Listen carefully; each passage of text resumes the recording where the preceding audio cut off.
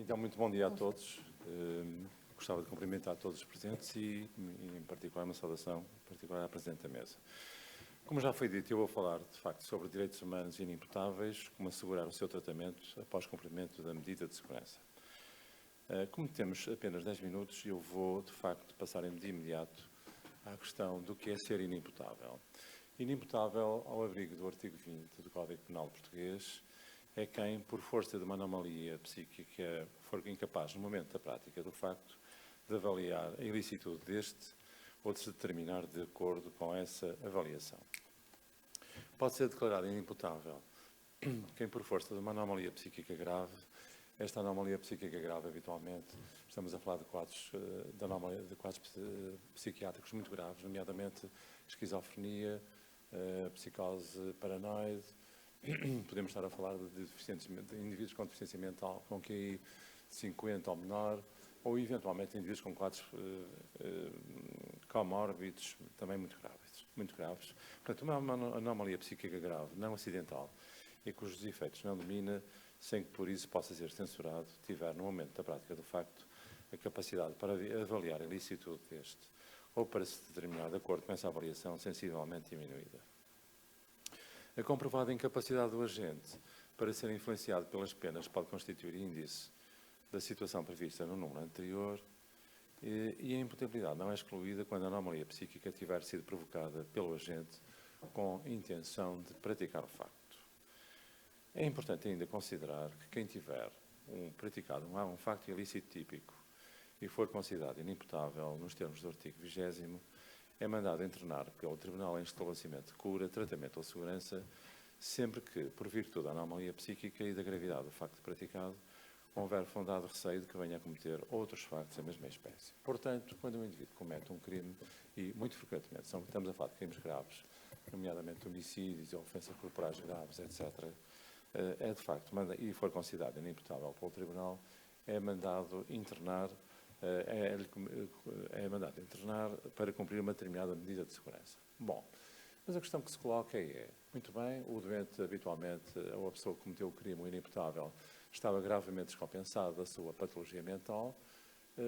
vai cumprir a medida de segurança e depois, quando for colocado em liberdade, o que é que vai acontecer? Vai ser vigiado ou vai ser entregue, ou vai voltar para a sua casa, ou para condições em que, de facto, não vai cumprir os tratamentos indispensáveis ao seu tratamento e, portanto, vai descompensar novamente e, eventualmente, cometer novamente um crime. Ora, é isto que nós temos que evitar e prevenir. Foi na sequência de nós fizemos um trabalho no Porto, mais concretamente no Hospital Magalhães Lemos, em que fomos exatamente ver o que é que estava a acontecer aos indivíduos que tinham sido colocados em liberdade. Publicámos esses 2 artigos, aliás, colocamos vários artigos, estou aqui apenas a focar 2 destes artigos, este é de uma revista Easy Q1, este é de uma revista Open Access, portanto pode ser vista, pode ser pesquisada por qualquer pessoa aqui presente ou por quem estiver interessado. E, portanto, nesta comunicação temos como objetivos, e como objetivo geral mais concretamente, focar este aspecto, assegurar aos inimputáveis que são colocados em liberdade o tratamento adequado da patologia mental que padecem e, como objetivos específicos, evitar a descompensação clínica, prevenir a recaída criminal e contribuir para o empoderamento e uma melhor qualidade de vida do inimputável colocado em liberdade. Pensamos ser muito importante que, antes do inimputável ser colocado em liberdade,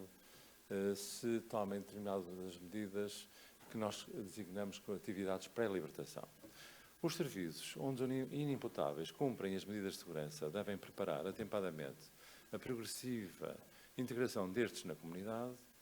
de modo a cumprir o explicitado no ponto anterior. Os serviços anteriormente considerados devem criar residências de apoio à integração na comunidade. Não significa que estas residências de apoio à integração na comunidade sejam necessárias para todos os indivíduos inimputáveis que são colocados em liberdade, mas seguramente serão para alguns deles. Previamente à libertação do inimputável, deverá existir um estudo prévio sobre a sua colocação na comunidade,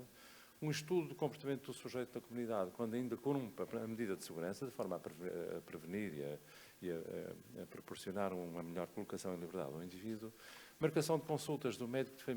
família e no serviço local de saúde mental, com a transmissão das informações clínicas e judiciais relevantes e a identificação em documentos simples, previamente à libertação da pessoa e respectivos endereços e contacto telefónico telemóvel, que poderá dar informações acerca do comportamento do ex-inimputável. Sempre que a medida de segurança esteja próxima do seu termo e se verifique que o inimputável não apenas padece uma anomalia psíquica grave, como mantém, ou é muito provável que venha a manter alterações comportamentais com perigosidade social,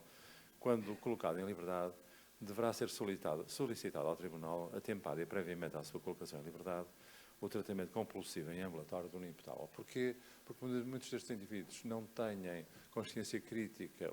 têm consciência mórbida e, portanto, tendem a desvalorizar ou a não ter conhecimento, ou a desvalorizar a doença que têm e, portanto, a não cumprir o tratamento que é indispensável façam. Previamente à libertação, os serviços locais de saúde mental devem marcar com a maior prioridade as consultas psiquiátricas aos inimputáveis que lhes estão solicitadas pelos serviços onde estes cumprem a medida de segurança, de facto, de forma que quando o indivíduo é colocado em liberdade, enfim, saiba quem o vai consultar, quem o vai consultar tenha a informação adequada relativamente ao indivíduo que vai ser libertado e, portanto, possa ser, de alguma forma, devidamente acompanhado quando colocado em liberdade. É importante também que nas atividades pós-libertação haja uma consulta médica psiquiátrica regular na instituição onde o doente estiver a ser acompanhado, o cumprimento rigoroso da terapêutica, com a administração no domicílio sempre que necessário, a visita de algum elemento de uma equipa da equipa regularmente, sempre que não seja possível o doente cumprir o explicitado em alguns dos pontos anteriores. Portanto, é bem importante que estes doentes não sejam colocados ao abandono e, portanto, sejam devidamente monitorizados com um conjunto de medidas que eu não vou referir aqui todas, porque não tenho tempo, mas é de facto importante que isso aconteça. Sempre que um indivíduo for considerado inimputável, o Tribunal, e depois há aqui um conjunto de aspectos relativos à monitorização do conjunto dos indivíduos que foram inimputáveis e que, portanto, foram colocados à liberdade, que reporta à informação à Direção do Programa Nacional de Saúde Mental, à informação ao respectivo Serviço Regional de Psiquiatria Forense, à comunicação entre estes e o Departamento de Saúde, onde o indivíduo, ou o Serviço Local de Saúde Mental, onde o indivíduo é colocado, e, portanto, da comunicação entre estes diversos agentes. Esta comunicação é muito relevante para se perceber se o indivíduo, de facto, está a ser devidamente acompanhado ou não. É importante também, é preciso não esquecermos, para prevenirmos que venha a cometer nova criminalidade, que, como já disse, frequentemente é muito grave. É importante ainda termos uma perspectiva relativamente ao prognóstico da recaída criminal dos inimputáveis. E, de facto, nós sabemos que são fatores de mau prognóstico os indivíduos do sexo masculino, se o indivíduo tem uma etnicidade minoritária, problemas de comportamento na infância, se tiver ausência de insight, ou seja, se de facto não tem consciência mórbida, tem dificuldade em perceber que está doente e, portanto, não toma a medicação adequadamente, se tem atividade delirante, alucinatória, ativa, nomeadamente se associada a componente persecutória de prejuízo, ou seja, se sou sujeito que é uma atividade delirante, uma ideia delirante, uma ideia falsa, que resiste a toda a argumentação lógica e ao teste da realidade e, portanto, o indivíduo tende a estar convicto de que o perseguem ou de que o querem prejudicar, etc. E, portanto, pode ficar mais perigoso em consequência disso. É também um fator de mau prognóstico, scores para sintomas positivos da PANS acima da média, ou seja, isso significa que o indivíduo está mais doente, se tem múltiplos internamentos hospitalares prévios, se tem uma história de consumo de substâncias, porque nós sabemos que estas substâncias, como por exemplo a cocaína, o próprio cannabis, o álcool, têm tendência a agravar a sintomatologia e têm tendência ao indivíduo a proporcionar uma maior descompensação dos indivíduos e têm tendência também a que o indivíduo seja mais agressivo e, portanto, de alguma forma, a sua perigosidade seja maior. São ainda fatores de mau prognóstico, já disse, a perturbação relacionada com substâncias. Se o indivíduo eventualmente tem uma perturbação da personalidade, nomeadamente tem uma perturbação antissocial da personalidade, se tem uma perturbação imatura da personalidade, uma perturbação borderline da personalidade, ou tem uma personalidade com temperamento explosivo, e, portanto, sabemos que estes indivíduos têm tendência, de facto, a cometer mais crimes do que outros que não têm este tipo de perturbação da personalidade. Se tem uma atitude negativa relativamente ao meio que o rodeia, relativamente às outras pessoas, etc., se é um indivíduo muito impulsivo, muito explosivo, ou se tem uma perturbação mental comórbida. Comórbida, o que é isto? Uma perturbação mental comórbida, quando o indivíduo tem mais do que um diagnóstico. Como eu vos disse, muitos destes doentes são doentes psicóticos, doentes graves, ou então, eventualmente, doentes com uma perturbação bipolar que descompensaram, por exemplo, com uma mania ou com uma depressão major psicótica, ou então num estado de mania, mas alguns destes indivíduos têm uma perturbação mental comórbida, ou seja, têm mais do que um quadro psiquiátrico simultâneo. Por exemplo, podem padecer de uma perturbação da personalidade, de uma perturbação ligada ao consumo de álcool, de uma outra perturbação ligada ao consumo, por exemplo, de cocaína, e, portanto, estamos a falar de quanto mais quadros psiquiátricos tiverem, em princípio, maior é a sua perigosidade e pior, em princípio, o prognóstico. Evidentemente também, se o indivíduo padecer de sadismo ou de uma parafilia para, ao lado, filia e atração sexual, portanto, falamos de uma pedofilia, de um sadismo sexual, etc., a probabilidade de cometer crimes é evidentemente também maior. A presença de lesões cerebrais, como o traumatismo crânioencefálico, como meningite, como a encefalite, associadas a alterações comportamentais graves, portanto, é também sinal de potencial recaída e de pior prognóstico. Tiver a ausência de um suporte efetivo e competente que ajude o indivíduo a se comportar adequadamente e estar adequadamente, a tratar-se, etc.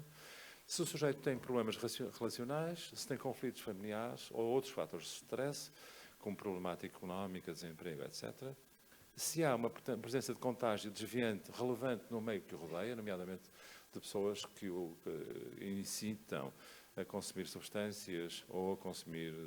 ou eventualmente a cometer outros crimes, etc. Se o meio ambiente é desaconselhável, se tem fácil acesso a substâncias. Outro fator é, de facto, tem uma criminalidade precoce. Quanto mais precoce for a criminalidade do sujeito, em princípio, pior o prognóstico. Se tem uma história de detenção precoce, se era jovem à data da libertação, e se tem uma história de falência prévia na supervisão, ou seja, se o indivíduo já teve, de facto, situações em que, de facto, era supervisionado e essa supervisão faliu. E era isto que eu vos queria apresentar relativamente a este importante aspecto de assegurar o tratamento e o cumprimento do tratamento por parte dos inimputáveis que foram colocados em liberdade. Muito obrigado.